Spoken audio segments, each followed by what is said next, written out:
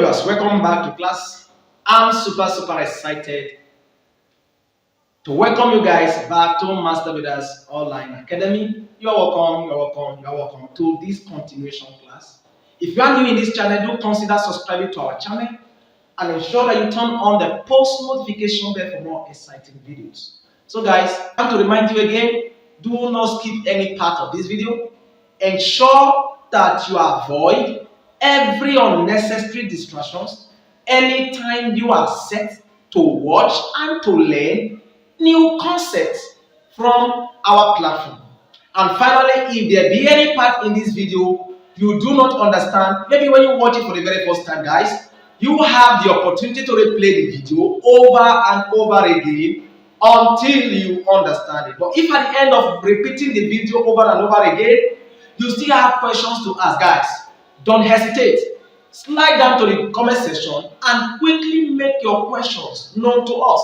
We will attend to your questions either in categories or individual questions. So guys, let's get to work. Now on the board, we are still looking at computation of limits. And now we are looking at computation of quotient function where the limit of the function tends to infinity. So we see now all the 7 questions that we have on the board, they all tend to infinity. The value of s is not a particular value, it's infinity. And we are not sure of what this infinity is. Are we there? But there are basic principles that we use here anytime we are given limits where the value of x tends to infinity. And now, based on the fact that this lesson is mainly for objective students, there are parts I'm going to skip so that I will attend to the objective students for them to get the shortcut of how this is done. So, don't forget, we are using shortcut for this lesson. Now, how do we use shortcut to solve this problem? Generally, if you want to solve limit problem tends to infinity using the conventional method, all you need to do is to identify the highest power of x or of the function at the denominator and then divide all the terms at the numerator and at the denominator by that highest power of x at the denominator. Not at the numerator, but at the denominator. This is how this works. So in this lesson now, we are going to be using the shortcut method. All I need to do is to identify the highest power of x at the denominator, put it down, and trace the equivalent power of x at the numerator. If this is understood, if I solve one problem, you can solve the remaining 6 right here now. And that's the reason why you need to pay close attention. Now, let's look at it. On the board, the first question we have is the limit of 8x minus 3 all over 7x plus 5, and this tends to infinity. Guys, to have this done, all I need to do, listen carefully, in one step to get your answer, is to come to the denominator. What's the highest power of x? The highest power of x here is 1. I will just take the coefficient. I will come to the numerator. What's the highest power of x at the numerator? Is just the word 1, and that is the coefficient is 8. These happen to be the answer to this question. Otherwise, you can do it this way: 7x, and pick the equivalent one at the numerator, 8x. S takes set of x, you have 8 over 7. This is the answer to this very question. Now, guys, is this not simple? Very simple. So wonderful. Now, let's look at this other question. We have the limit tend to infinity, s raised to the power 3 minus 2x plus 1 all over 3s cubed plus 4x here minus 1. All I need to do is to put down my equal to and put down my division sign. Are you there? Your attention should equally be on the denominator.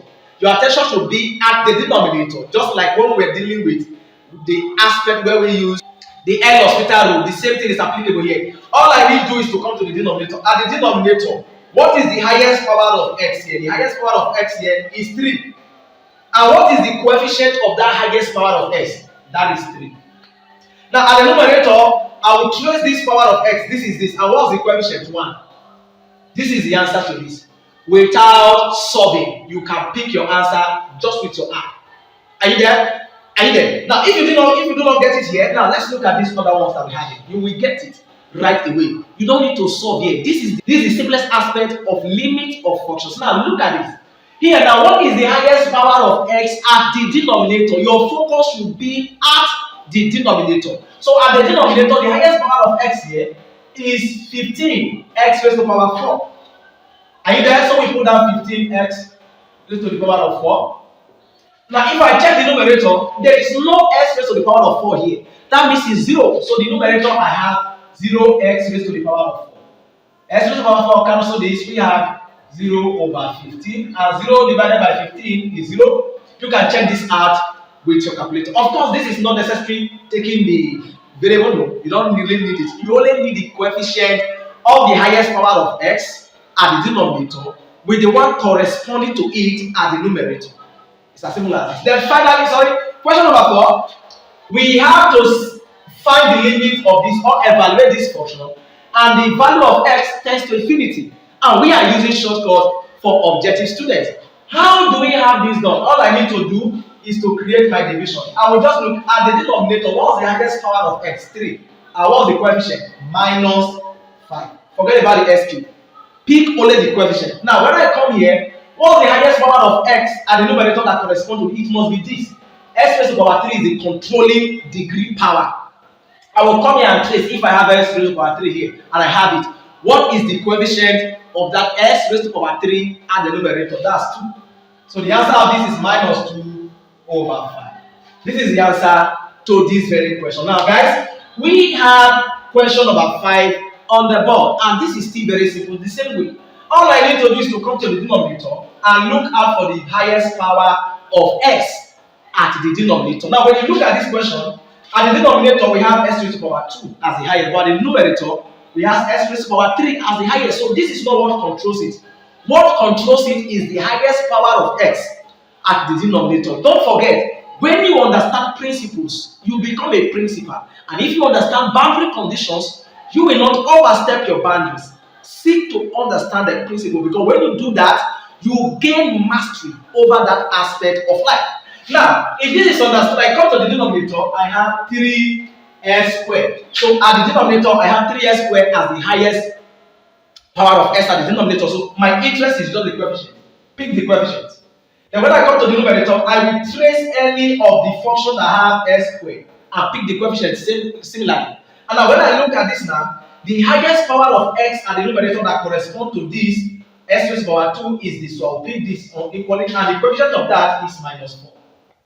This would have given us negative 4 over 3. This is the answer to this question.